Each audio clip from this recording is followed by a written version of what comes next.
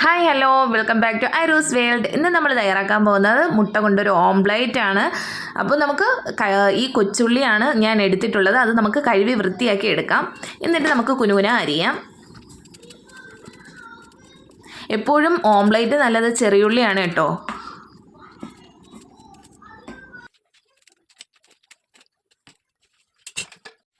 ഇനി നമ്മൾ പച്ചമുളക് ഇട്ട് കഴിഞ്ഞു. ഇനി അതിലേക്ക് കരിവേപ്പില നുള്ളി ഇട്ടു.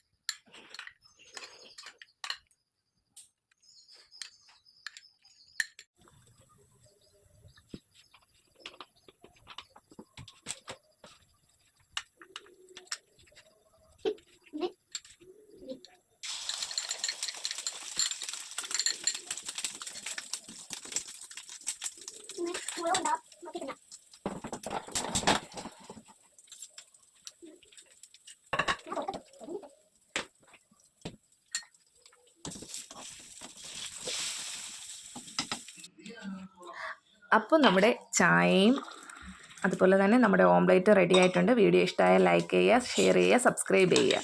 താങ്ക്